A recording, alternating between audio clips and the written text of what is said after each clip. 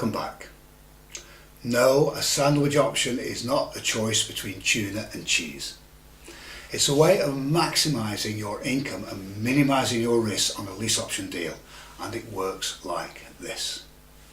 Now, once you've secured your deal, you need to find a tenant. Now, tenants, I'll tell you, are the worst part of being in property. A bad tenant could cost you thousands, a good one is a joy to have.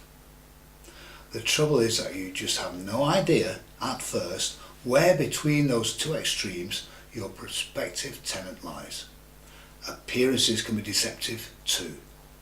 I've had seemingly respectable people turn out to be a nightmare, and youngish, yobbo looking people turn out to be model tenants. Now, the ideal tenant would be someone who would look after the house as if it were their own while they rent it from you, with their intention being to buy it from you later on. They're called tenant buyers. The idea then is to try to find yourself a tenant buyer. That's someone who can't buy at present for some reason, whether it's bad credit or no deposit, and you make a lease option deal with them, and this time with you as a vendor and them as a purchaser. Now, you can make the purchase price high enough to give you your outgoing profit at the back end, and you make the option period 3 months or so shorter than your period with the vendor. Now, that'll give you time to find a new buyer or to extend your option period if your tenant buyer decides not to go ahead with the purchase. You can also ask a tenant for a consideration for moving in, not a deposit. A deposit has to be protected and you can't spend it. It has to be returned.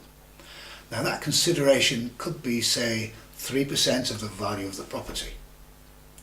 You can also ask for a premium to the market rent of maybe £25 or £50 a month too. And as a further bonus, you can require that the tenant is liable for all the maintenance. You win all the way around. But if you do that, you do need to make sure that you are thorough with your periodic checks to ensure that the property really is being maintained. Now, this should provide you with a secure tenant who will look after the property, minimising your voids and maintenance issues. You shouldn't need the services of a managing agent either. For the tenant buyers, the deal means peace of mind that the tenancy is secure, subject to the contract terms, and that they have a house they really can call home, to the point where you will allow them to improve the property, subject to your permission and good building practice, of course, and it's an ideal situation. Finding a tenant buyer, though, is not as straightforward as just finding an ordinary tenant, but it's not difficult either. I cover all that in this module's PDF. Have a look through and you'll see just how easy that can be.